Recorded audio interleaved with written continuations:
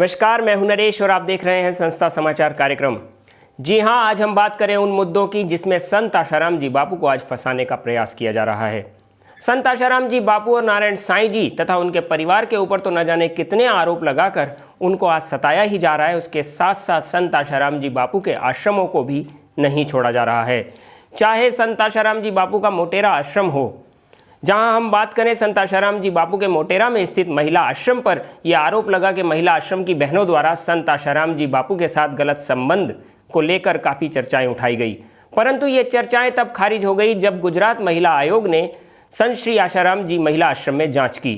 उनकी 1.5 घंटे तक चली इस जांच में उन्होंने पूरी सभी बहनों से अलग अलग जाकर बात किया, परंतु उसके बावजूद संत श्री आशाराम जी महिला उत्थान आश्रम में उनको कोई भी ऐसी गतिविधि नहीं मिली जिसके द्वारा कि वहां पर कोई भी संदिग्ध कार्य होते हों।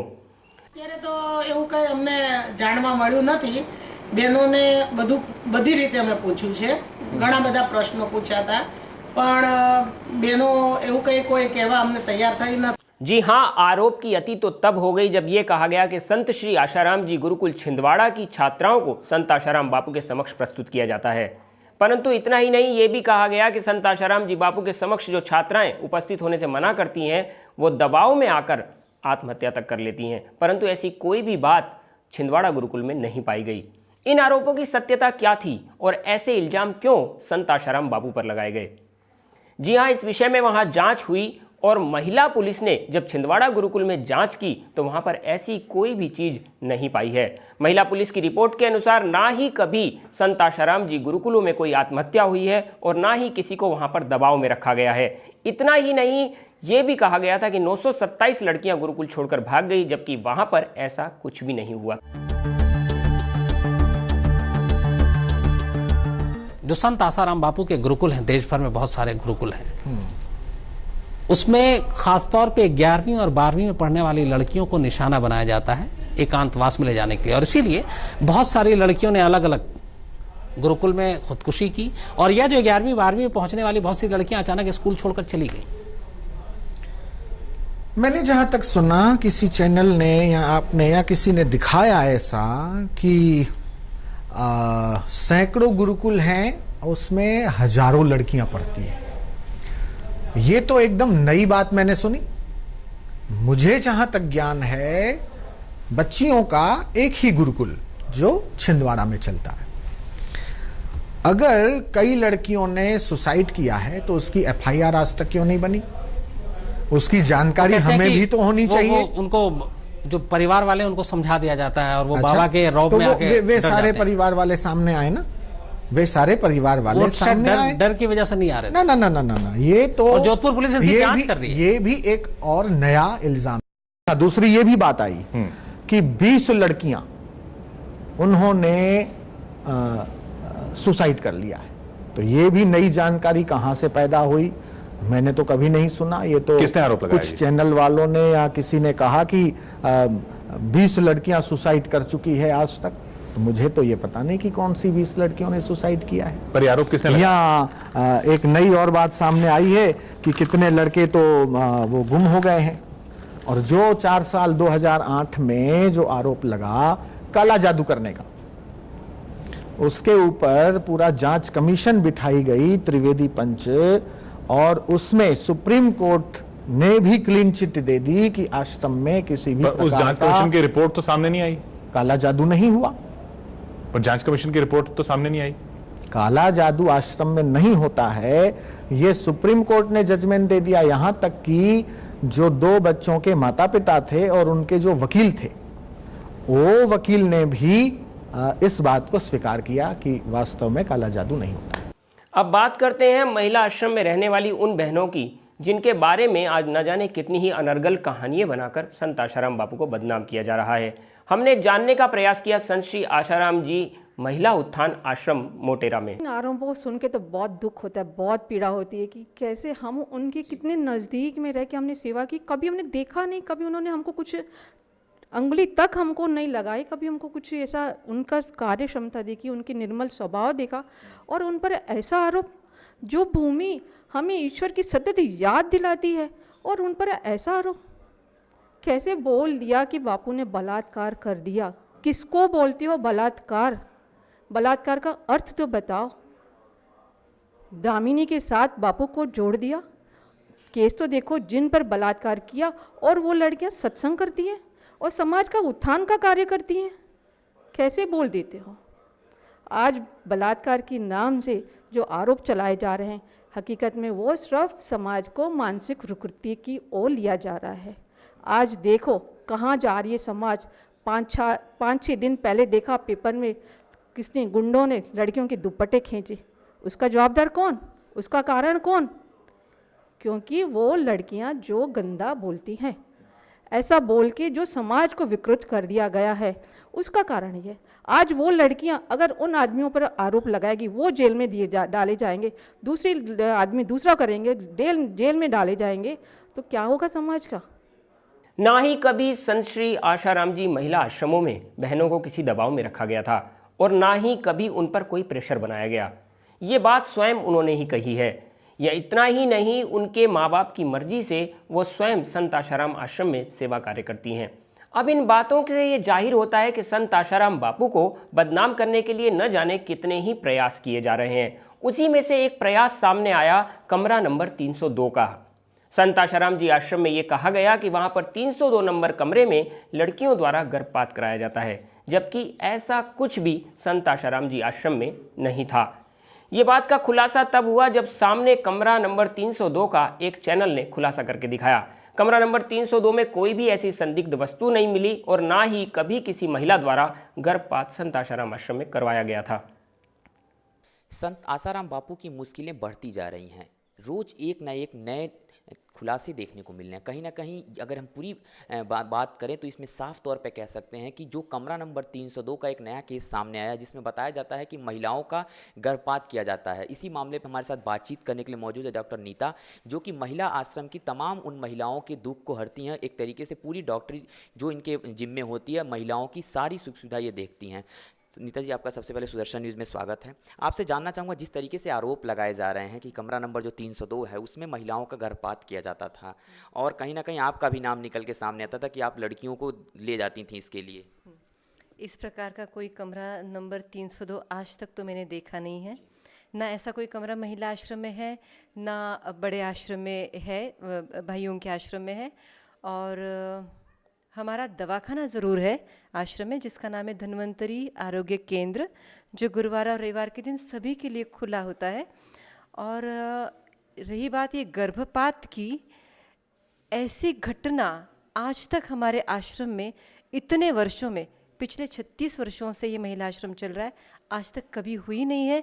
ना ही ऐसा घिनौना कृत्य आज तक मैंने किया है और ना हमारे आश्रम के संचालकों के द्वारा भी। जैसे मैंने सुना है साध्वी ध्रुवेन का भी नाम लिया जा रहा है कि वे बहनों को लेकर बाहर कहीं वापी और नवसारी में जाती थी, तो अहमदाबाद से बाहर जाती थी और उनको ले करके जाती। जी बाहर जाती थी, लेकिन उन्होंने वापी और नवसारी शहर आज तक देखा तक नहीं है।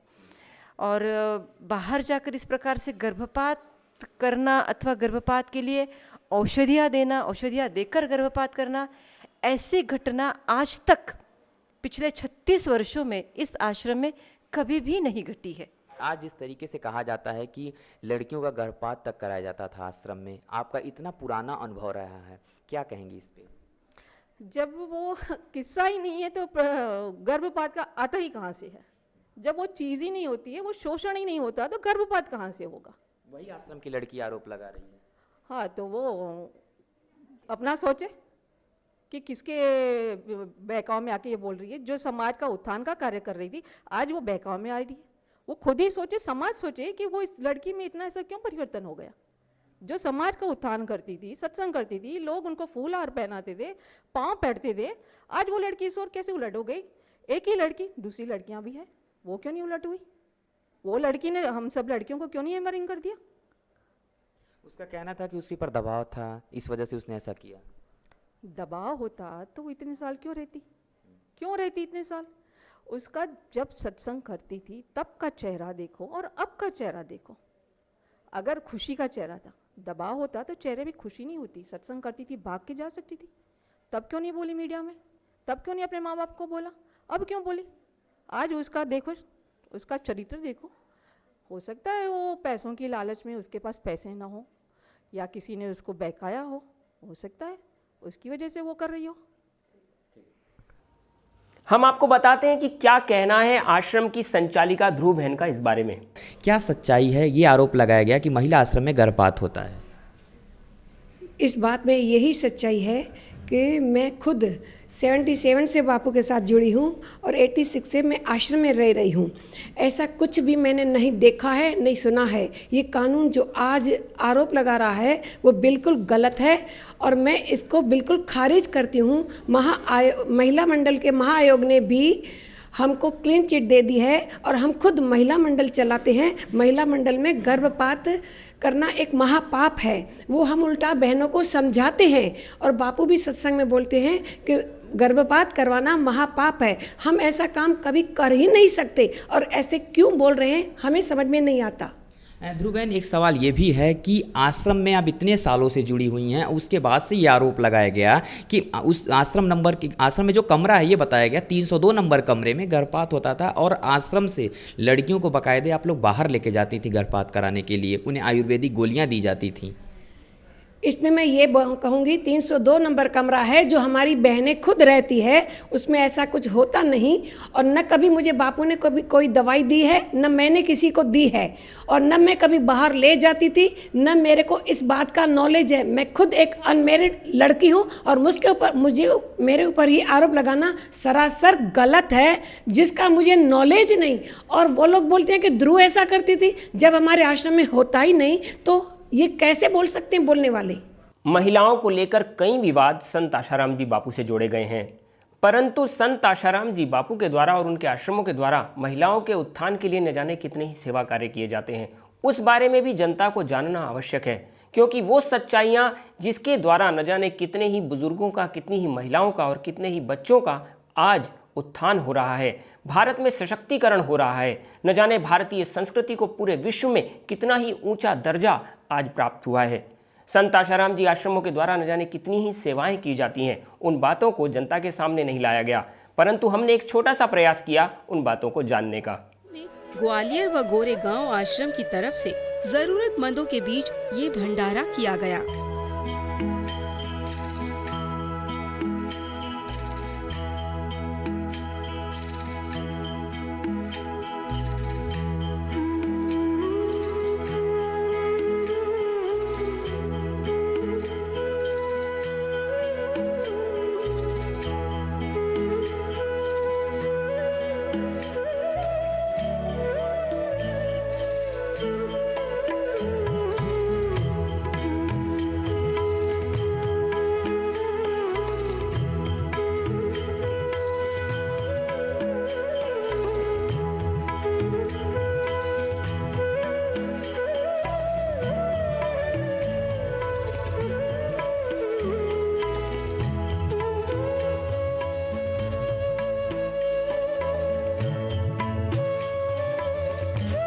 संत श्री आशाराम जी बापू की प्रेरणा से जगह जगह पर महिला उत्थान मंडलों का गठन किया गया है, जिनके द्वारा न जाने कितनी ही महिलाओं का उत्थान किया जाता है। जी हाँ, इसका संचालन संत श्री आशाराम जी महिला उत्थान आश्रम के द्वारा होता है। वहाँ पर रहने वाली कितनी ही बहनें समाज सेवा के कई नए नए कार्य करती हैं, जैसे कि गर्भपात रोको अभियान चलाया जाता है, पर्यावरण सुरक्षा अभियान चलाया जाता है, न जाने कितने ही बच्चों को बाल संस्कार के द्वारा उन्नत किया जाता है। इतना ही नहीं, वो घर घर जाकर लोगों को व्यसन मुक्त करने के लिए भी प्रेरित करती हैं। अब व्यसन मुक्त जीवन जीकर जीने वाले लोग उनको कितनी दुआएं देते हैं। ऐसे कितने ही सेवा कार्य महिला उत्थान मंडलों द्वारा किए जाते हैं, जिससे कि देश सशक्त और समृद्ध बन सके। परंतु आज उन्हीं महिलाओं को, उन्हीं बहनों को कितना बदनाम किया जा रहा है, ये एक सोचने का विषय है। संत श्री आशाराम जी बापू एक महान संत हैं। उनके द्वारा न जाने कितने ही लोग प्रेरणा पाकर उन्नति की ओर बढ़ रहे हैं। इतना ही नहीं, आध्यात्मिक शक्तियों के भी अनुभव उनके पास कम नहीं है। कितने ही लोगों की हम बात करें, हजारों नहीं, लाखों नहीं, करोड़ों शिष्य आज उनके हैं और उनके द्वारा कितने ही लोगों को चमत्कारिक अनुभव होते रहे हैं। आध्यात्मिक शक्तियों के साथ साथ उनको कितने ही दैविक चमत्कारों के भी अनुभव हुए हैं। जानलेवा परिस्थितियों में भी कैसे बनी रहती है संत आशाराम बापू के शिष्यों की समता, और उनके अंदर कहाँ से वो शक्तियाँ आती हैं जिससे कि वो समाज की सेवा करने में भी जागरूक हो जाते हैं। मैंने परम पूज्य संत श्री आसाराम जी बापू जी से 1 दिसंबर 1996 में मंत्र दीक्षा ली थी और 20 अक्टूबर 1997 में मेरा लगभग 10 महीने बाद एक्सीडेंट हुआ और उस एक्सीडेंट में मेरे बाजू में चोट लगी हुई, मेरे पैर में लगी और मेरे सिर के 8 टुकड़े हो गए और मेरे चेहरे के भी 8 टुकड़े हो गए और ऐसा लगता था कि जैसे कि जान नहीं है बिल्कुल भी। मैं मृत्यु घोषित करके मेरे को सड़क के किनारे एक जगह लिटा दिया गया कि ये डेड बॉडी है और इसको बाद में हॉस्पिटल में जमा करवा देंगे। लेकिन उसी समय बापूजी की कृपा से एक प्रकाश पुंज मेरे आसपास ऐसे लगा, महसूस हुआ और उसमें से एक आवाज़ आई कि जोर से हरिओम बोल। तो हरिओम नहीं बोल सकती, एक बार मैंने हरिओम बोला होगा, पता नहीं मेरे मृतक शरीर में से आवाज़ आई, फिर दोबारा कहते जोर से बोल, फिर मैंने जोर से हरिओम बोला। उसके बाद सब लोगों ने देखा कि जो ये मृतक बॉडी पड़ी है इसमें से हरिओम की आवाज़ आ रही है, तो सबने कहा चलो इसको हॉस्पिटल लेके चलो, कुछ श्वास इसमें है। उस समय मुझे फिर जल्दी से व्यवस्था करके हॉस्पिटल, सिविल हॉस्पिटल कैथल में जमा करवा दिया गया और मेरे हाथ, डॉक्टर ने कहा सज्जा हाथ और सज्जा पैर कटेगा और फिर चेहरे का भी ऐसे टुकड़े 8 हो गए कि पहचान नहीं आई। और बापूजी की कृपा से आज मैं पूर्ण रूप से स्वस्थ हूँ। मैं हाथ पैर भी मेरे साथ लगे हुए हैं और मैं सारा काम कर लेती हूँ, चल भी लेती हूँ और उसके बाद भी मैंने लगभग 18 साल सर्विस करी है और बापूजी की कृपा से ही ये सारा हो सका है। हरिओम। भारतीय संस्कृति की महानता बताने वाले, न जाने कितने लाखों लोगों को उन्नत करने वाले, समाज की सेवा में अपने 75 वर्ष दे देने वाले एक बुजुर्ग संत को आज कितना सताया जा रहा है। इतना ही नहीं, उनके भक्तों को भी सताने में शायद आज प्रशासन और मीडिया ने कोई कमी नहीं छोड़ी है। तो क्यों आज ऐसे संतों के ऊपर ही आरोप लगाए जाते हैं, चाहे कृपालू जी महाराज हों या स्वामी नित्यानंद जी महाराज, हमारे शंकराचार्य महाराज हों या फिर केशवानंद जी महाराज, उनको फंसाने के लिए नए नए पैतरे लगाकर न जाने कितनी ही नीतियां बना दी जाती हैं। परंतु वही संत जब निर्दोष छूटकर समाज के सामने बाहर आते हैं तो उनके बारे में कोई भी बातें दिखाना ना ही मीडिया उचित समझता है और ना ही प्रशासन। क्या उन संतों के ऊपर लगाए गए आरोप या फिर उन संतों को जो आरोप लगाकर जेल में रखा गया वो समय कोई लौटा सकता है? जी नहीं। इसलिए खबरों को देखने में सावधानी बरतें, सच को जानने का प्रयास करें। जब आप सच को जानने का प्रयास करेंगे तो शायद आप चौंक उठेंगे कि किस तरीके से आज भारतीय संस्कृति को तोड़ने का प्रयास हो रहा है। सच से जुड़ी खबरें हमारे इसी कार्यक्रम में हम आपको लगातार देते रहेंगे। तब तक के लिए मैं आपसे इजाज़त चाहूँगा। नमस्कार।